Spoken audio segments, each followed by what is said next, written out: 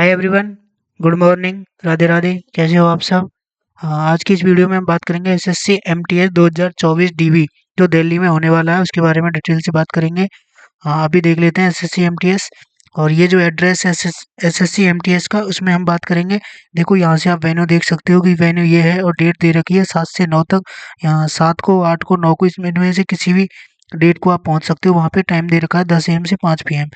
तो अपने हिसाब से देख सकते हो, जिसका भी इस डेट को और इस एड्रेस पे डीवी है, आप मैसेज करके बता देना। तो इसमें हम बात करेंगे अटेस्टेशन फॉर्म कैसे फिल करना है, ये जो एनेक्सर फर्स्ट में दे रखा है। उसके बाद स्पेशल सिक्योरिटी क्वेश्चंस, कुछ क्वेश्चंस हैं जो एनेक्सर सेकंड में दे रखे हैं। और लास्ट में है विलिंगनेस, आप इस पोस्ट को ज्वाइन करना चाहते हो या फिर नहीं। तो इस चीज़ की आपकी इच्छा है, उसको ये फिल करके ले जाना है। ये सारी चीज़ पे बात करेंगे हम इसमें। हाँ, सो चलो लेट्स स्टार्ट।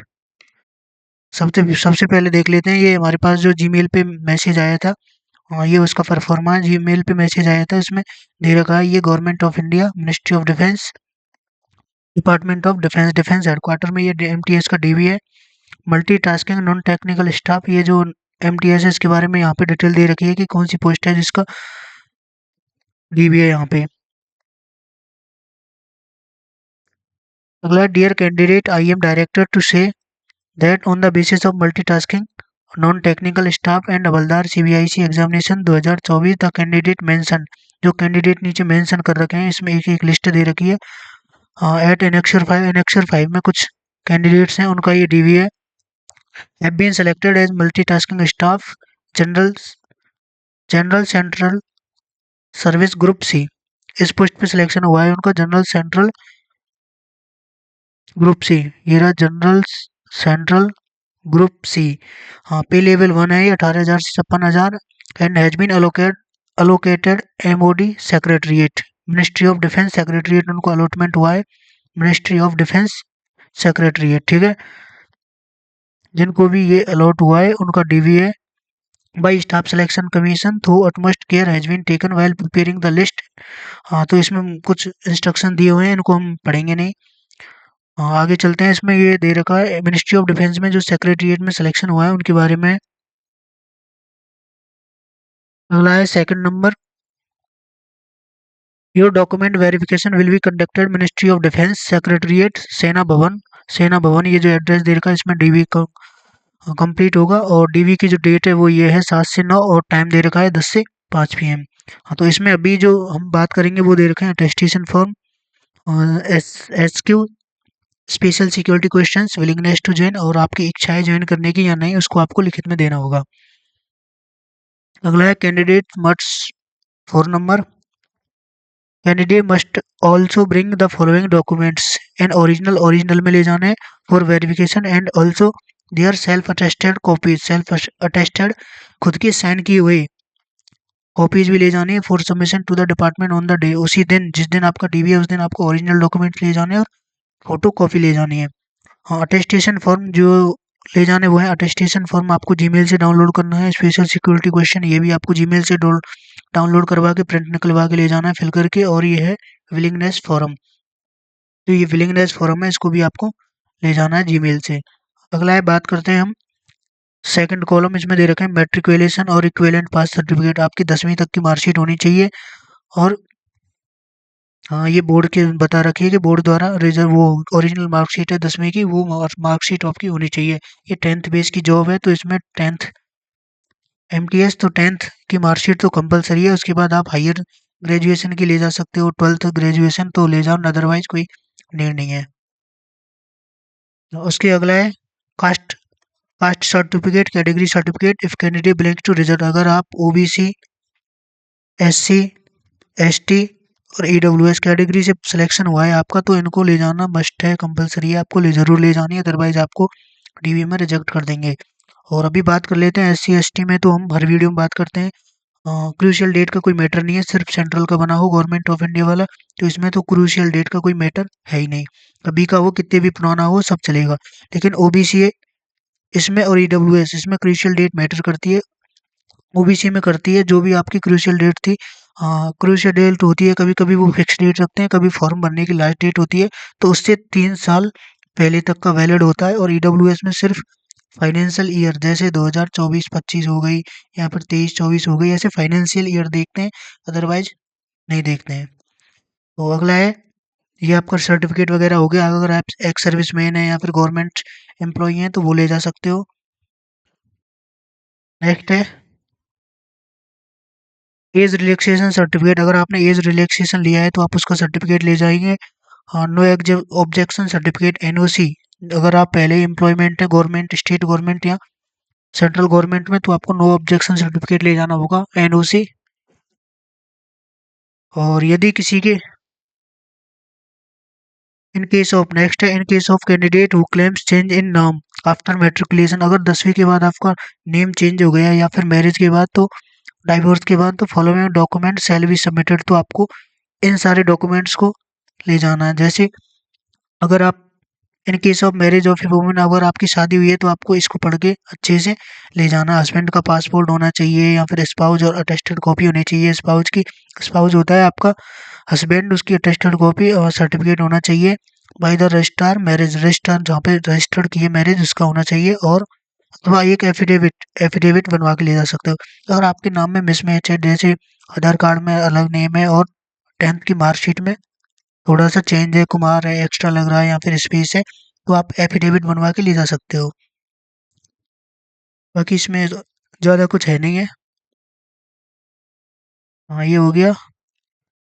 और ऑल कैंडिडेट आर एडवाइज, ये इंस्ट्रक्शन दे रखा है, all candidates are advise to fill all the prescribe form with blue ball pen. आपको जो भी अटेस्टेशन फॉर्म, विलिंगनेस फॉर्म, जो भी कुछ भरना है उसको ब्लू पेन, नीले के पेन से भरना है। ब्लैक पेन और जेल पेन स्ट्रिक्टली प्रोहिबिटेड, यानी ब्लैक पेन का यूज नहीं करोगे और कोई जेल पेन, बॉल पेन का यूज नहीं करोगे, वो निषेध है। अगला है 5 number, the candidate should also bring at least 2 photo wearing identification. आपको 2 आधार, अपने पहचान पत्र लाने हैं। जैसे एक आधार कार्ड हो सकता है, आधार, तो उसके बाद आप, एक तो आधार मैंडेटरी है, इसको ले जाओ आप। उसके बाद आप ड्राइविंग लाइसेंस या फिर पैन कार्ड या वोटर आईडी कार्ड, इनमें से कोई भी एक ले जा सकते हो जिसमें आपकी डिटेल्स सही है, कंप्लीट है।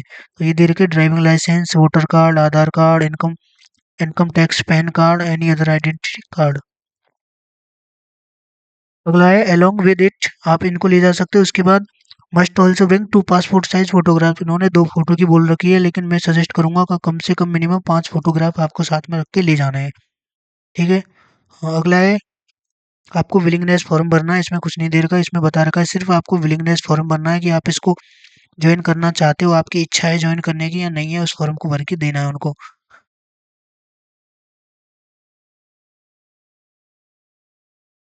और इसमें ये नेक्स्ट है 7 नंबर पॉइंट, इसमें दे रखा है कि आपका जो सिलेक्शन है वो डीबी के बेस पे होगा, अभी फाइनल नहीं है।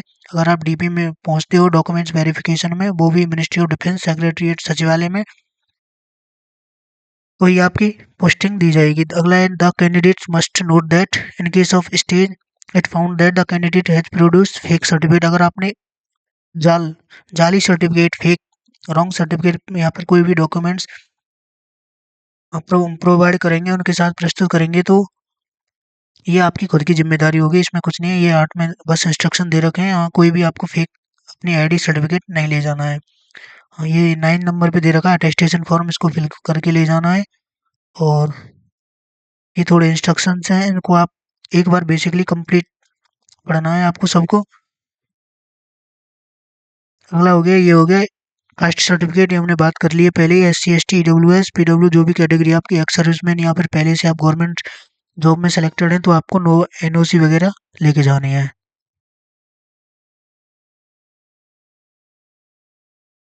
ये हो गया अटेस्टेशन फॉर्म, यहाँ पे आपको फोटो पेस्ट करना है। और यहाँ पे आपको सरनेम लिखना है, इसको आप इजीली देख के भर सकते हो। यहाँ पे सरनेम लिखना है, यहाँ पे नेम लिखना है, जो भी यहाँ पे दे रखा है इसको एक बार धैर्य से पेशेंस के साथ पढ़ो, फिर उसके बाद फिल करो, है ना। इसमें प्रेजेंट एड्रेस लिखना है, अगर इसमें होम एड्रेस लिखना है, अगर दोनों सेम है तो एक ही लिख सकते हो दोनों में। और अगर आप कहीं बाहर से आए हो तो ये बी ऑप्शन है, इसमें लिखना है। जैसे अदर कंट्री से माइग्रेट हो तो वो लिखना है, अदरवाइज ब्लैंक रहने देना है इसको। अगला है पर्टिकुलर्स, इसमें आपको लास्ट 5 ईयर्स ये लिखनी है। कि आप कहाँ-कहाँ पे रहे हो, तो वो सारी डिटेल्स फिल करनी है इसमें।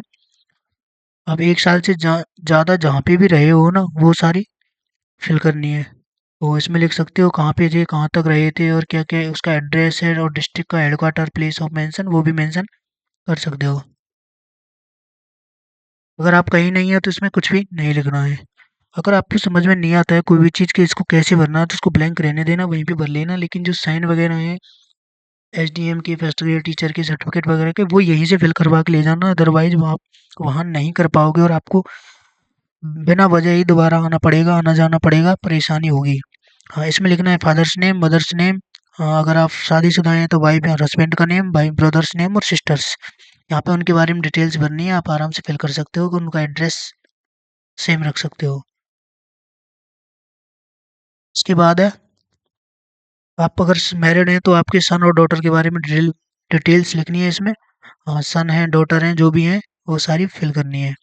उसके बाद आपको नेशनलिटी फिल करनी है, आप इंडियन हो, पाकिस्तान हो, कहाँ से हो, नेशनलिटी हो जाएगी। उसके बाद डेट ऑफ बर्थ और प्रेजेंट एज वो लिखनी है। और 10th पास की थी आपने, मेट्रिकुलेशन 10th जब भी पास की थी उस समय आपकी एज 17 थी, 18 थी, 16 थी, जो भी थी उसको फिल करना है कैलकुलेट करके।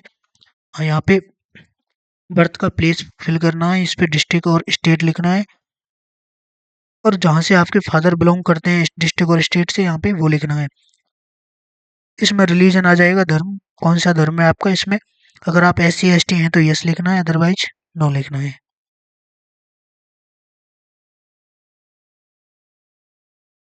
इसमें एजुकेशन क्वालिफिकेशंस आएंगे, स्कूल और कॉलेज जो भी आपने किए हैं 15 ईयर्स के बाद में, वो सारी यहाँ पे फिल हो जाएंगी।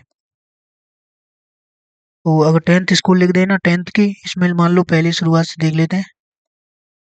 इसमें 10th, इसमें 12th, अगर आप लिखना चाहो तो लिख देना ग्रेजुएशन वगैरह, अदरवाइज ग्रेजुएशन, पोस्ट ग्रेजुएशन या कोई और कर रखी है तो वो कर सकते हो, और नहीं तो इनको ब्लैंक रहने देना, सिर्फ ये लिख देना।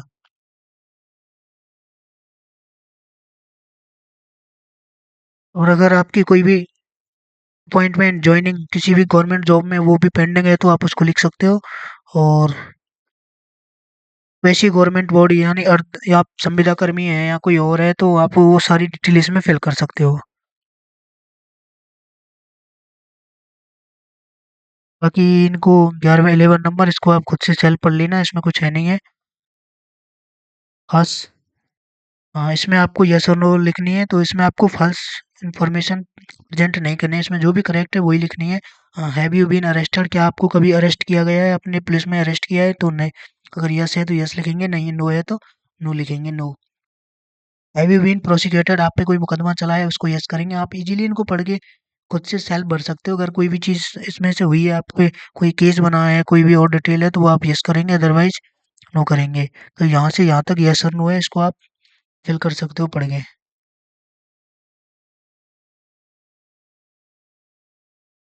उसके बाद आपको यहाँ पे लिखना है 2 पर्सन, रेस्पॉन्सिबल पर्सन, जो आपके गाँव में आस-पास में पड़ोस में रहते हैं। आप अंकल को भी कंसीडर कर सकते हो या कोई और को, दोस्त को, फ्रेंड को। तो उनके बारे में डिटेल लिखनी है, उनके नाम लिखने हैं, उनके एड्रेस लिखने हैं, उनके कॉन्टैक्ट नंबर लिखने हैं। इसमें आप वही लिखना है जो भी आपके सपोर्टिव हो, अदरवाइज किसी ऐसे को नहीं लिख देना जिसको आप जानते नहीं हो। अगर उनको वेरीफाई करेंगे ये आपके बारे में डिटेल्स, तो वो एटलीस्ट आपके बारे में बता दे कि हमें इसको जानता हूँ। हाँ, इसमें आपको कैंडिडेट अपना सिग्नेचर लिखना है, कैंडिडेट को अपना खुद का साइन करना है, और डेट लिखनी है और प्लेस लिखना है। इसके बाद आता है आइडेंटिटी सर्टिफिकेट। आइडेंटिटी सर्टिफिकेट है, इसमें आप ये जो लिस्ट दे रखी है इनमें से किसी से भी साइन करा सकते हो, लेकिन मैं बोलूँगा कि आप यहाँ तो हेडमास्टर, प्रिंसिपल या फिर फर्स्ट ग्रेड टीचर या फिर आपका जो स्कूल कॉलेज लास्ट रहा है वहाँ से साइन करवा लो। और कोई डॉक्टर भी कर सकता है तो उनसे आप डॉक्टर आइडेंटिटी सर्टिफिकेट बनवा सकते हो। इसमें वो खुद से भरेगा, सेल्फ आपको भरने की ज़रूरत नहीं है। इसको वो खुद, जो भी साइन करेगा, साइनिंग अथॉरिटी होगी, वो खुद से फिल करेगा। हाँ, इसको ब्लैंक रहने देना है। ये ऑफिस वर्क है, इसमें कोई नहीं करेगा। यहाँ पे डॉक्टर होगा, टीचर होगा, वो अपनी साइन करेगा, अपना डेजिग्नेशन, और यहाँ पे मोहर लगाएगा, ठीक है। याद करके ज़रूर इसकी जो सील मोहर होगी उसको लगवा लेना है। नेक्स्ट ये हो गया special security questions, SSQ, special security questions. ये कुछ क्वेश्चंस हैं जिसको फिल करके ले जाना है, इसमें नेम लिख लेना है, अपॉइंटमेंट वगैरह है मिनिस्ट्री ऑफ डिफेंस सेक्रेटरीट में। तो इसमें सरनेम लिखना है, फुलनेम लिखना है, आपको पहले वाला नाम लिखना है, फिर बाद वाला नाम लिखना है ऐसे। इसको इजीली पढ़ के आप फिल कर सकते हो। आपका सिलेक्शन हो गया है तो इतनी तो आपको नॉलेज है, आपने एमटीएस में इंग्लिश भी पढ़ी है। इसमें हाउस नंबर लिखना है, इसको एड्रेस है इसको आराम से भरना है, फिर परमानेंट एड्रेस भरना है, अगर दोनों सेम है तो सेम लिख देना। ये किसी अदर कंट्री से है तो उसको लिखना है। उसके बाद पोस्ट ऑफिस लिखनी है, डिस्ट्रिक्ट लिखना है, ये बेसिक बेसिक जानकारियाँ आपको फिल कर देनी है। Date of entry to India, अगर आप बाहर से आए हो तो आपकी डेट क्या है उसमें एंट्री, इंडिया में एंट्री करने की। डेट ऑफ बर्थ हो गया, डिस्ट्रिक्ट हो गया, कंट्री हो गई, प्लेस हो गई, स्टेट हो गई, इसको आप बेसिकली बेसिक चीज़ें इनको आप आराम से फिल कर सकते हो। इसमें आप पर्टिकुलर्स जो भी संबंधित हैं आपके उनके बारे में लिखनी है, फादर मदर वगैरह, ये बता दिया था हमने। लास्ट में हम इसके बारे में बात कर चुके हैं। भी आएगा रिलेटिव्स हैं जो फॉरेन में रहते हैं उनके बारे में डिटेल फिल कर सकते हो यहाँ पे। और ये हो गया अगला। अगर ये नहीं है कुछ भी तो इनको ब्लैंक रहने देना, कोई नीड नहीं है फिल करने की। अगर आपसे ब्लैंक करते हैं फॉरेन वगैरह से, फॉरेन में है कोई आपके रिलेटिव या खुद आप वहाँ से माइग्रेट हुए हो तो आपको फिल करनी है। ये उसी के बारे में डिटेल्स है। इसमें आपको यस और नो फिल करना है। अगर यस है तो यस, नहीं तो नो। खुद को सेल्फ से पढ़ना है। अगर कोई चीज़ समझ में नहीं आती है तो गूगल पे ट्रांसलेट कर लेना और एक दो बार कहीं से सर्च करना। यूट्यूब पे आपका सिलेक्शन हुआ है तो कोई भी चीज़ गलत नहीं भरनी है। यूट्यूब से सर्च कर सकते हो, गूगल पे सर्च कर लेना, मीनिंग समझ में नहीं आती है तो। उसके बाद ये सब चीज़ें जहाँ जहाँ पे आप रहे हो वो सारे एड्रेस लिखने हैं इसमें, लेबर नंबर, और उसके बाद ये फिल कर लेना। ये बता दिया हमने, इस पे बात कर चुके हैं। ये भी हो गया। ये आप कभी अरेस्ट हुए हो नहीं हुए हो, आप पे कोई केस चल रहा है, ये सारी चीज़ें हमने बात कर ली हैं पहले ही, तो इनको आप फिल कर सकते हो अपने अकॉर्डिंग। ये हर एक के अपने हिसाब से अलग अलग होंगे। नेक्स्ट है यहाँ पे सिग्नेचर होगा कैंडिडेट का, और यहाँ पे डेट लिखनी है, यहाँ पे प्लेस लिखना है। ये हो गया SSQ स्पेशल सिक्योरिटी क्वेश्चंस। अगला है विलिंगनेस। ये है आपकी विलिंगनेस, आपकी इच्छा है ज्वाइन करने की या नहीं, तो इसको आपको फिल करके देना है। इसमें आपके यहाँ पे साइन होंगे, यहाँ पे सॉरी यहाँ पे साइन नहीं होंगे, सिग्नेचर यहाँ पे होंगे, यहाँ पे आपका नेम लिखा जाएगा। ये विलिंगनेस फॉर्म है। इसमें इंपॉर्टेंट है, यहाँ पे प्लेस लिखनी है, यहाँ पे डेट लिखनी है, यहाँ पे सिग्नेचर करने हैं आपको। यहाँ पे अपना जो भी रियल नेम है ओरिजिनल वो लिखना है, यहाँ पे roll number, rank, email ID और जो कंप्लीट एड्रेस है उसको यहाँ तक नीचे तक लिख सकते हो आप। ये जो लिस्ट दे रखी है इन इनका सिलेक्शन है मिनिस्ट्री ऑफ डिफेंस में, सेक्रेटरीट में इनका सिलेक्शन हुआ है। आप यहाँ से इस लिस्ट को चेक कर सकते हो। सीरियल नंबर 1 से लेकर के 97, टोटल 97 कैंडिडेट्स हैं जिनका इस ministry of defence, MOD ministry of defence secretariat, इसमें सिलेक्शन हुआ है। So okay, thank you so much. अगर आपका कोई और डाउट है तो आप कमेंट कर सकते हो, और अदरवाइज टेलीग्राम पे पूछ सकते हो हमसे, और टेलीग्राम चैनल है एस्पायरेंट विजय, कमेंट में पिन कर दूंगा, उसको ज्वाइन कर लेना। कोई भी आपकी इंक्वायरी होगी, रिलेटेड क्वेश्चन होगा तो वहाँ पे आपको आंसर मिल जाएगा, और कमेंट कर देना, कमेंट में जैसे ही टाइम मिलेगा उसका आंसर कर देंगे। Okay, thank you.